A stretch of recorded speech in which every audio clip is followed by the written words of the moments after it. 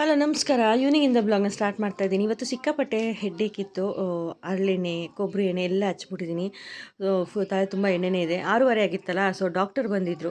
ಒಂದು ಹಸುವಿಗೆ ಹಾಲು ಡ್ರೈ ಮಾಡಿದ್ವಿ. ಅದು ನಿಶಕ್ತಿ ಥರ ಹುಲ್ ಮೇಯ್ತಾ ಮೇಯ್ತಾ ಮಲ್ಕೊಳೋದು. ಸೊ ಡಾಕ್ಟರ್ನ ಕರೆಸಿ ಒಂದು ಇಂಜೆಕ್ಷನ್ ಕೊಡಿಸಿ ಅವರು ಟ್ಯಾಬ್ಲೆಟು ಸಿರಫು ಎಲ್ಲ ಬರ್ಕೊಟ್ಟಿದ್ರು. ಅದನ್ನು ಹಾಕಿ ಸರೋಗುತ್ತೆ ಅಂತ ಅಂದ್ಬಿಟ್ಟು.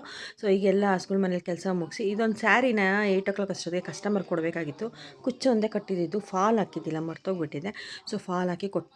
ಹೇಗೂ ಕಸ್ಟಮರ್ ಫೋನ್ ಮಾಡಿದರು, ಅದಕ್ಕೋಸ್ಕರದಿಂದ ಸೊ ಇದು ರೆಡಿ ಮಾಡಿ ಅವ್ರ ಮನೆಗೆ ತಲುಪಿಸ್ಬಿಟ್ಟು ಬಂದು ಅಡುಗೆ ಮಾಡೋಣ ಅಂತ ಅಂದ್ಬಿಟ್ಟು. ಸೊ ಇದು ಕೊಟ್ಬಿಟ್ಟು ಬಂದ್ಬಿಟ್ಟು ಆಮೇಲೆ ಬೇಳೆ ರಸಮ್ ಮಾಡೋಣ ಅಂತ ಅಂದ್ಬಿಟ್ಟು, ಯಾಕಂದರೆ ಮನೇಲಿ ಎಲ್ಲರೂ ಇಷ್ಟಪಟ್ಟು ತಿಂತಾರೆ ಬೇಳೆ ರಸಮ್ ಮಾಡಿದಾಗ.